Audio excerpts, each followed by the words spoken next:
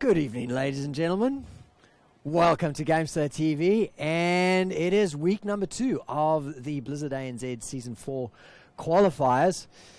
Don't know if I'll ever get used to the amount of numbers that we have in our titles these days, but that's all good. It's a positive sign. With me tonight is, you can see him over there, is Kit Fox. Good evening, Kit Fox. How you doing, mate?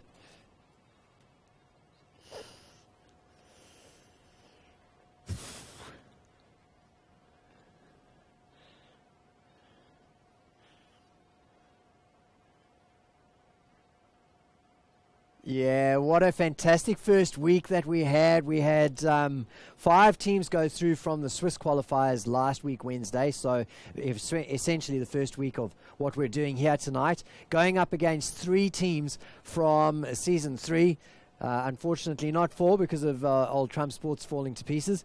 But, well, I guess the questions on everybody's minds have really been settled, Kit, because Nomia still quite a way ahead.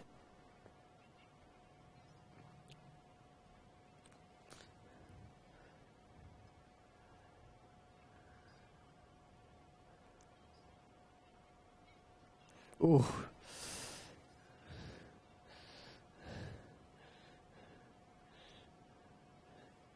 If you will, because I think the first 3 or 4 kills of the game were up and they were hunting Robadobba the whole time, and he felt it. They still came second, so it's not all bad. I mean, first and second seed, Nomia and Darksided, I'll be pretty happy with that. Yeah, target painted on the back of Robadobba. Yeah. So, well, let's see how he copes with it and picks himself up next week. Of course, those 2 teams are not playing in tonight's Swiss format matches. They've gone straight through into the next week's playoffs, along with Crimson and NMD. And kind of no surprises there, really. We sort of expected things to work out that way. But here we are with this week's Swiss bracket. And I'll get the bracket up on screen so that everybody can see as we go through who our competitors are tonight, and I'll go through them in order of seeding. Now, we had 11 teams register, but one of them didn't actually check in. So Pocket Me Lighter, who registered, they were the 11th team. They did not actually register. They did not check in. So we're not sure what's happened with them, but they are out of the competition tonight. But in order of seeding, we've got Ground Zero, Milkshake, Mad Because Bad, Rolls Unspecified, Team DC, Capital, The Midnights, Onyx Esports, LimeWire, and a new entrant that we didn't see last week, FTD, are also in. So it'll be interesting to see how they go. We'll have to get them on stream, Kitty. Yeah, I mean, it's always good to get a bit of new blood into the scene. We don't know exactly what their skill level is like. We don't know if they're a member of Grumpshot's Onyx Guild. We don't know if they're a high-tier team that have just put like a slut team together. We just don't know. I don't know what happened with Pocket Me Lighter. Zep was actually saying that he'll get the guys to check in soon. I don't think he actually has a captaincy. One of his lads were away at the time. So unfortunately, them's the rules. Rules are rules for everybody. It doesn't matter who you are. So unfortunately, they won't be playing tonight. They missed their chance at qualifying. They actually didn't do too bad showing up against the big boys last night. Yeah, I mean, the fact that they made it through to the playoffs, they earned those 2 bonus points for getting through into that. And I can't recall exactly who they played in that first round. But, you know, fantastic that they made it through. So definitely a contender in the middle of the ranks. Of course, this season for the GameStar qualifying aspect of Blizzard ANZ Season 4, 4 teams are going through. So there's no last chance ODC. It's do or die in these four weeks. And here we are into the second week already. It will pick up again with playoffs on Tuesday night next week, and then we will be on to things. Now, for our first match for you tonight, ladies and gentlemen, we're going to be bringing you Ground Zero going up against Capital. And unfortunately, it was a bit of a last-minute change. We were expecting a different match to be on stream, but with Pocket Me Lighter not actually checking in when we processed check-ins and got the bracket generated, unfortunately, the things changed. So it's a last-minute notification to Capital that they've got to get themselves in. So we're just getting them into that lobby. Now is probably a good time, though, to bring in our analyst for the evening because I think he's probably not as distracted trying to get that lobby set up as we just wait for that last player to come through. So good evening, GL Phoenix.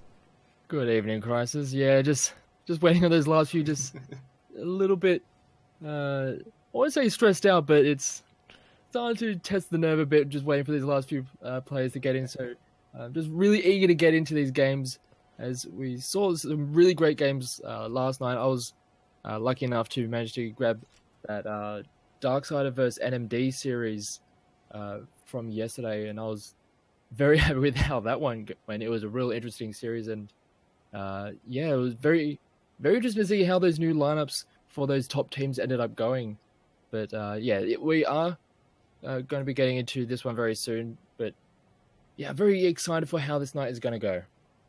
So while we wait for this player, just a quick word to everybody about the situation with tiebreakers. So we had this weird situation last week that compounded a number of factors that ended up with a couple of teams getting a kind of an unfair disadvantage, really, out of the tiebreaker situation. So we had 4 teams tied for the 5th spot. Now, ordinarily, that wouldn't matter because we only take the top 4 through. But that 5th spot became available because we only had 3 teams that were pre-qualified for the playoffs.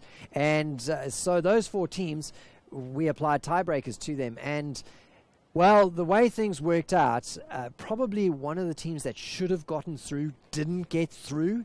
And so what we've done is we've released a competitive ruling today where we have adjusted the way that we approach tiebreakers. Now, if we ever get into a situation again where there is more than one team vying for the 4th and final slot through to the playoffs, they will, if they've played head-to-head, the head-to-head result will stand.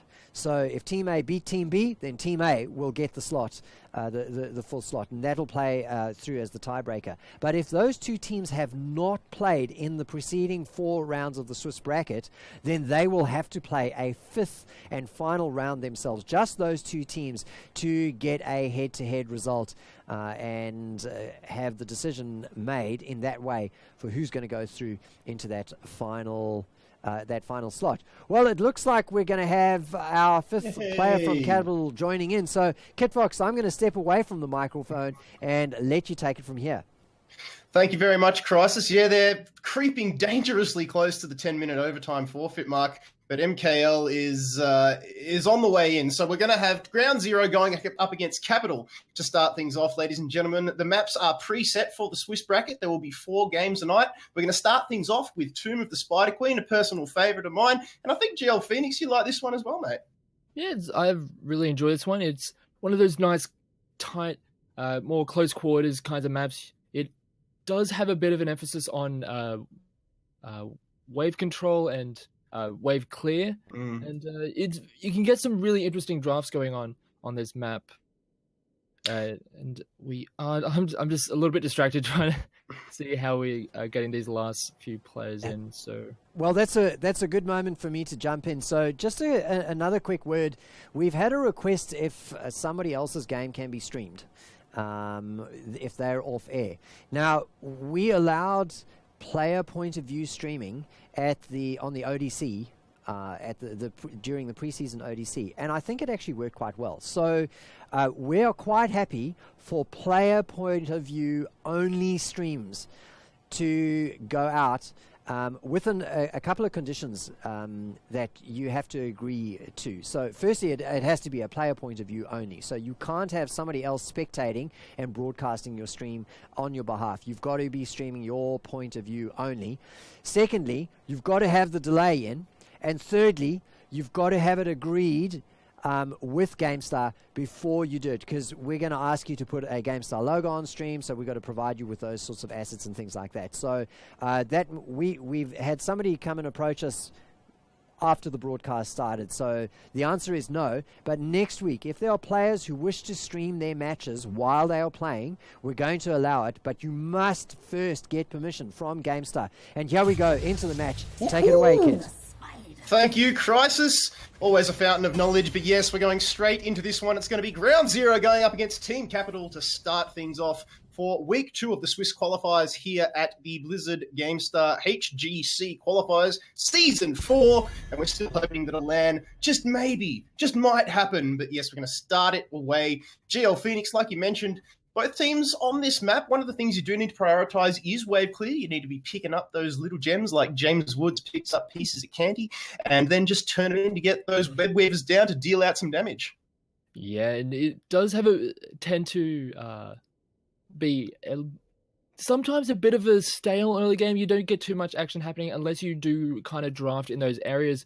But then you get those points where one team will start to control the turn-in points, and once they get that first check-in point, they can really start to pretty much snowball, get those few extra towers under their belt, get those few extra levels ahead when it comes to experience, and then start to roll through from there. But yeah, we are getting these first bans in. It's going to be the double support ban away of the Oriole and the Chastar. Those two are just so very obnoxious to deal with in this current meta. Especially when you get them both on the same team, and teams like to roll that combo in the double support meta. You give Oriel a good battery like a Valor, or maybe even a Gul'dan on this map, who can just dish out so much damage, charge up that Hope, and then Oriel pretty much gets unlimited heals. So the coin flip went the way of Capital. Ground Zero replied with the Oriel ban. Now it'll be up to Capital for the first pick. Do you think they'll start things off with somebody like the Valor or the range damage to start things off, or maybe not give too much away?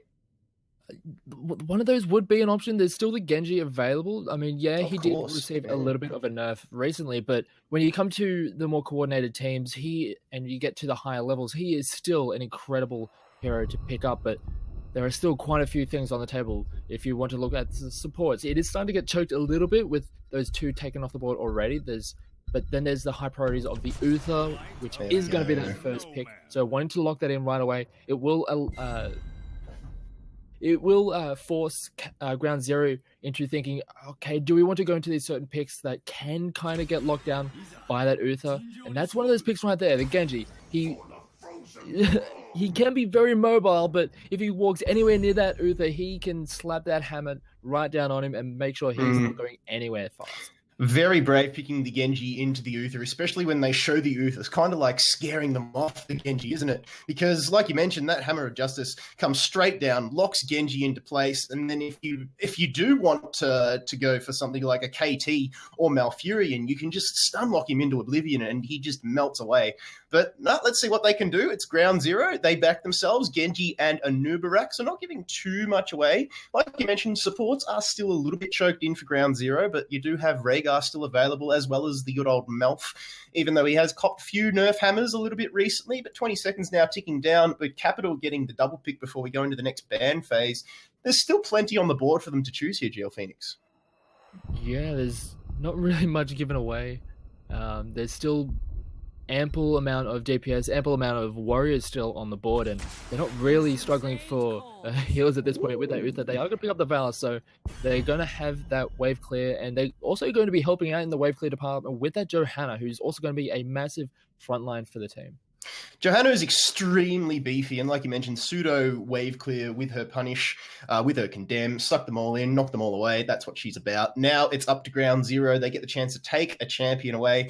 They're just hovering Malthael here, and they will actually lock that one in. So they might be going for a few high health heroes here. Keep your eye open for somebody like the Arthas or the Diablo to complement the Anubarak. We do see solo tank Anubarak a bit, but when it comes to team fights and scrap potential, Anubarak is one of the least favored, especially with a team like Valor, like Johanna. Lots of physical damage coming his way, and considering he's known as the anti-mage tank, I think they might be wanting to lock another one in there alongside him. GLP.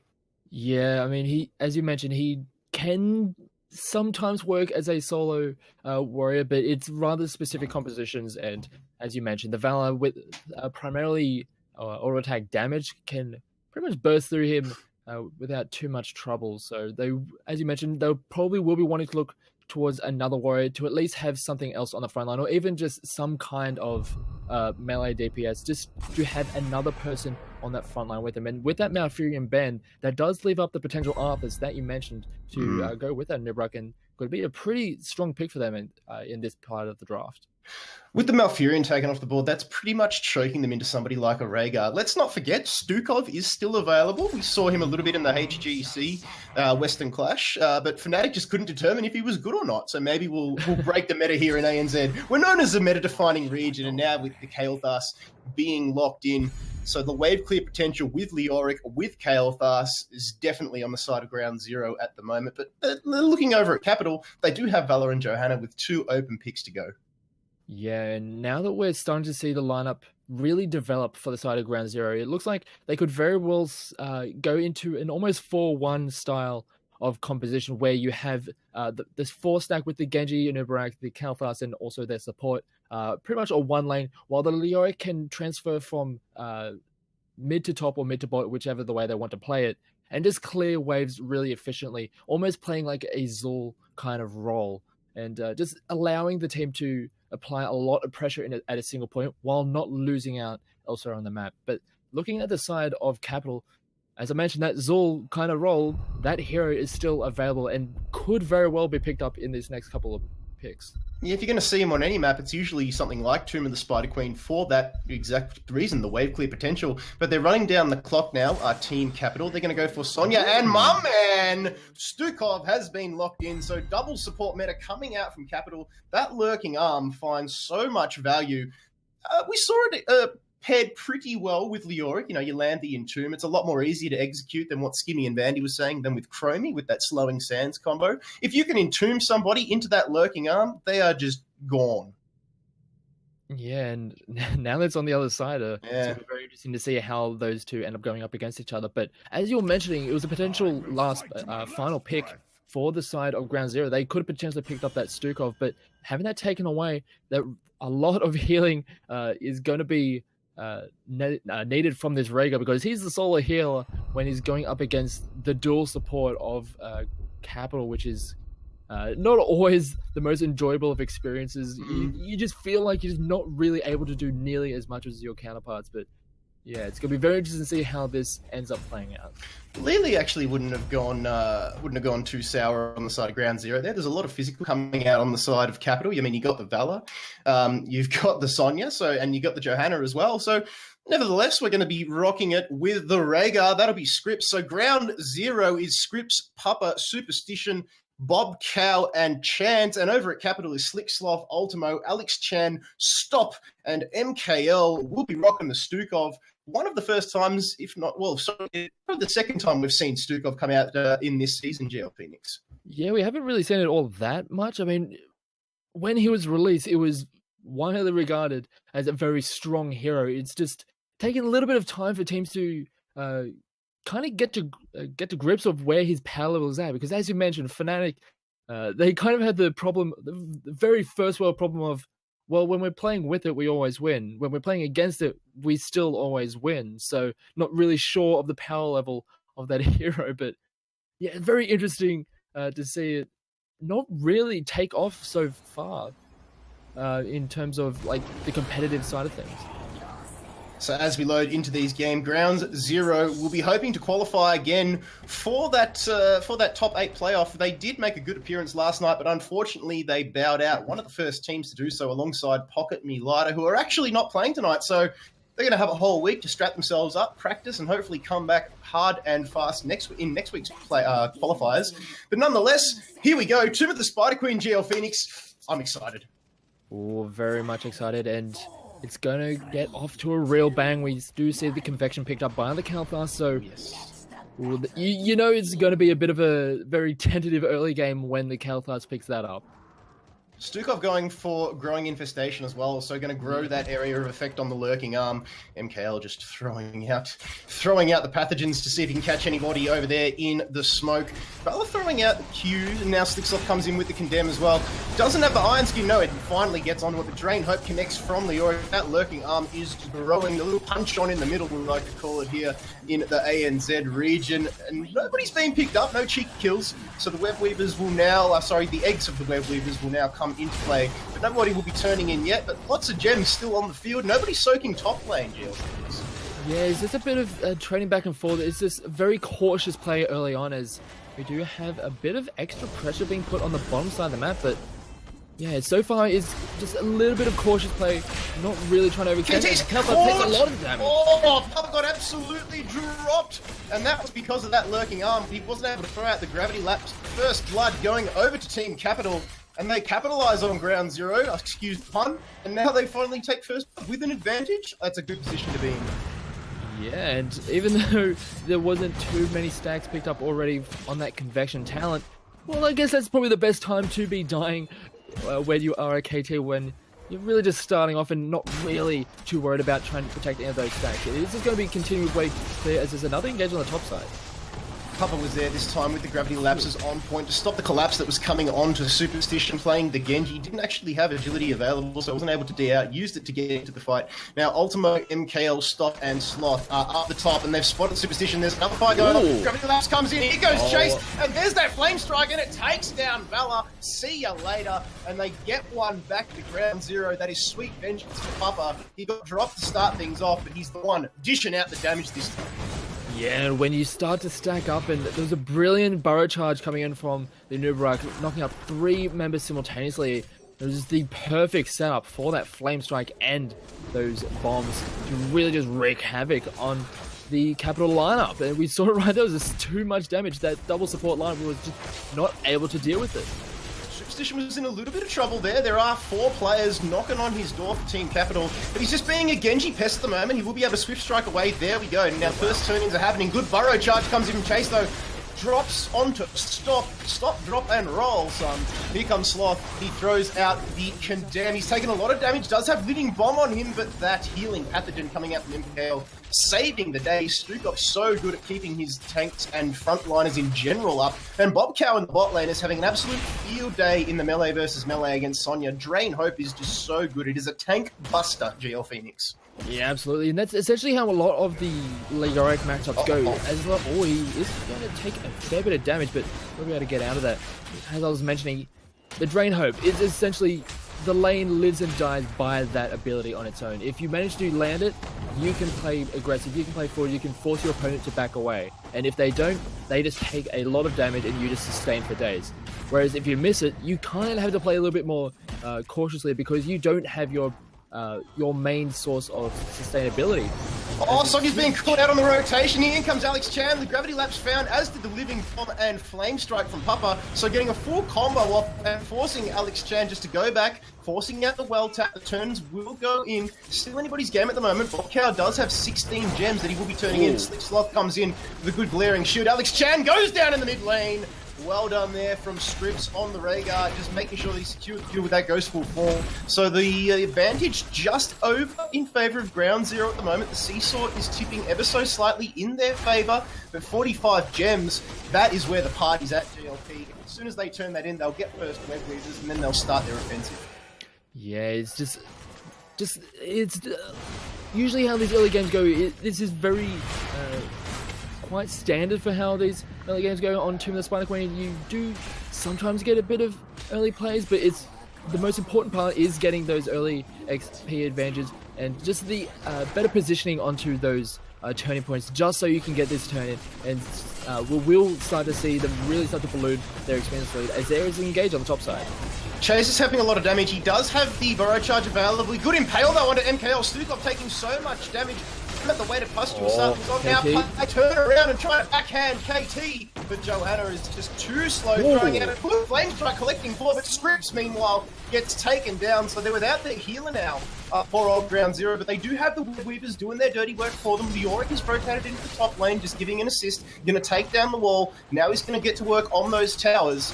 The Web Weavers in the top lane is where that Slick Sloth comes back in. Good condemn into a fantastic Hammer of Justice. They don't know who they want to target at the moment to Capital. You got Alex Chan juking it out with Superstition on the Genji up in the top lane. Meanwhile, the rest of his team turn their attention to Chase, so a bit of miscommunication there, and now Capital get to the duties of mopping up and clearing out these Web Weavers. Yeah, and even though those 2 kills did go over to the side of Capital, it was at a point where they were still going to be pushed in regardless. With those Web Weavers coming up, they were essentially going to be losing towers and losing experience around the map, no matter what they did. So it was good that they were managed to get something out of it, but because of those we're seeing it right now, it's a 2-level advantage to the side of Ground Zero, and they have to be very careful how they play the next couple of minutes. Vodka is making Alex Chen have a very, very bad night. Every single time he's thrown out the Drain Hope, he's targeting Alex Chen on the Sonya, and it just chunks away the HP. I mean, Sonya can heal herself, but it just does so much damage, especially when he starts specking into it. He's got 30 unto death when he dies. He's gone for the block talent as well as the lingering apparition, so he's actually not gone for the Drain Hope build, which is interesting. But nevertheless, he still does so much damage. Yeah, I believe some of the better Drain Hope talents are when we get to levels 13 and 16, so we could still very well see some of those later game Drain Hope talents which will really start to bust through that front line. So he's still doing very good at the Leoric is still just clearing way, just being a bit of a lane holder, and if there's anyone who turns up, he is going to start slapping away at them. Level 10 advantage, level 10 advantage coming out for Ground Zero into the Entomb and the Phoenix combo. See you later, Stukov Capital. They're down to 1 healer now. They still do have Ultimo on the Uther. Now Alex Chan gets dunked upon the Dragon Blade coming out from Genji. That's suspicion, just making his presence known. So 2 frags on the side of Ground Zero, taking it to Team Capital, and now they're going to get this middle tower as well. They did get the bottom one in the previous engage. Top one's still up for grabs, as is Boss, and there's 76 gems on the side of Team Capital that have not been turned in, and that's because Ground Zero just aren't giving them any breathing room. Exactly, and that's what I was mentioning earlier, is that as long as you have control of the turn-in areas, you can essentially just play this dance forever, and there's not really much that Capital can do about it. We do have the Johanna trying to get a position on the bottom side, but I think a little bit more worried about this Leoric and his position around the map, and they aren't actually able to get any kind of turning. So as you mentioned, they've got all these gems in the pocket, and they're just unable to do anything about it. As the Val looks like she's going to go down the top side. Oh, she may just get away, yes, vaulting away just in the nick of time. Interesting to note that Anubarak, that's Chase, has taken Underking, so he'll be getting a little bit extra range on that burrow chart. And just when you think you're safe, he's got that extra 20%. He pops up and says, "What up, fam? I'm here to rip your day." Yeah, and we're seeing him being very aggressive with those burrow charges, not afraid to overextend himself to try and make some plays for the team, but now we're starting to see the move towards the boss. It's still rather early in the game. Heroics are now up on the side of Capital, so this could be very dangerous. This is a very, very interesting call here coming out, but they might be trying to bleed the gems out from Capital. Gravity Labs combo does land, and now stop with that rain event. Here comes a very good Divine Storm, and Kale Fast gets melted. Cocoon came out, and they've taken away, I believe it was Superstition, yeah, on the Genji. Sorry, it was Stukov, but he went down. Now Alex Chan's going to go, as is Ultimo. All of those gems have just hit the floor. GL Phoenix. And the boss is not up because the web weavers are out, but all of those gems, 90 plus, are sitting on the deck for Capital. They will not be happy with that. This is where Ground Zero can get dangerous. Yeah, that was an absolute unmitigated disaster for Capital. Not only did they lose all of their gems, they've got web weavers barreling in. There's still quite a few levels behind. The only solace they can take out of that whole thing was that they reset the convection stacks on the Calpine. That is literally the only thing they have coming out of that, as looks like they're going to get beaten down on again. Good Entomb coming out again from Leoric. Slick Sloth had nowhere to go, up the creek without a paddle. The Phoenix does come out, but poor old Rhaegar now has hit the dust, as does Sonya. So it's a 1-for-2 trade here. Ground Zero with the advantage. They're still pouring this damage onto the top tower, and poor Capital just do not have an answer. They're now 3 levels behind, including a talent tier. This is where things start to struggle for them. Yeah, it's all started from that early game snowball, that first Web Weaver phase, and just the amount of experience that the team of Ground Zero were able to pick up. Just those few extra towers managed to really start to balloon that experience lead. And we saw, as soon as they hit level 10, they made the most of it. They started to get those fights going in their favor. And then they just kept on applying the pressure, not allowing Capital any room around the map. And they're just forcing them to dance to their beat, essentially. Will they try to do it again? That's the question. As Ground Zero turn their attention to the boss, but here comes Slicksloth on the Johanna. He's taking a few of those tornadoes, but the Ancestral coming in, making sure that the steal was not going to happen from Capital. The Phoenix goes out. Slicksloth is copping the entirety of that, and he gets dropped. So now Ground Zero are going to go into this fight with the man advantage, but a good entomb from Bobcal forces out the flailing arm from MKL, but there's Lurking Arm now coming out, but unfortunately, he's going to fall because in comes an Uberak with the Burrow Impale combo. See ya later, Stukov. Yeah, and the Sonya also just coming out of the cocoon, trying to sustain up as much as possible with that whirlwind, but it's just not nearly enough. They are just way too far behind. They tried to make a play happen, but they're just a little bit too far behind. It's just going to be losing out left, right, and center. They're going to be losing this keep, and they could very well just lose the game right here. Could be the win condition, but no, Ground Zero, they're going to back off. Let the boss do the dirty work. They take both towers, they take the keep, and now we're going to get those catapult minions pouring into that top lane. Just means what that Capital are going to have to think about a little bit extra. They get to work on the boss, and this is where Ground Zero can seize control of the map. They can just mop up the camps, shove the lanes, and that's exactly what they're going to do. They've almost got enough gems, and by the time that Capital are finished with the boss in the top lane, as I say that, they've got enough gems for another set of web weavers. So this will be the third set in a row now, GLP, and they just continue to pile on this pressure. Yeah, it's this pressure for days, and there's absolutely nothing that Capital can do right now. We've been saying it all game. As long as you control those points, you can just keep on just forcing those web weavers down your opponent's throat. And they just force on the defensive, but they just can't really do anything about it. They do manage to get their own bruiser camp just as these web weavers are going to be coming out, but we're going to be losing this Johanna thanks to this lovely entomb. Oh, the entombs on Bobcal tonight have been absolutely A1, and there's a Gravity Lapse Phoenix combo coming out. The cocoon has gone out, and Ultimo forced to throw out the wave of light. Alex Chan is going to get dropped, and poor old Sonya is having a bad time. Finally, they've hit level 13, but Ground Zero are up to level 16, and Capital, they are really, really starting to struggle. They did actually manage to take the night camp, but it's not going to be enough because web weavers from Ground Zero are just doing their dirty work for them. The top lane, the bottom lane, and the mid lane's going to clear out the camp with little to no resistance, and this is too easy for Ground Zero so far. Yeah, it looks like this could very well just be the end of the game right here. Yes, the death timers aren't all that long as we're only 13 minutes into the game, but with double web weavers starting to push onto the core, it looks like they could just very well just push in without too much heavy resistance coming out of Capital. They will have to try and pose one last ditch effort at defense, but they're just way too far behind. They just don't have the tools necessary to force them away, and this could just be the game one going over to. Oh, they're going for the BM. They're not even going for the core at the moment. The Entomb again landing on the double. The Ancestral onto Superstition just for good measure. And then the minions do the rest. Level 18 to level 14, just under a 14-minute game, and Ground Zero with a dominating performance over Team Capital.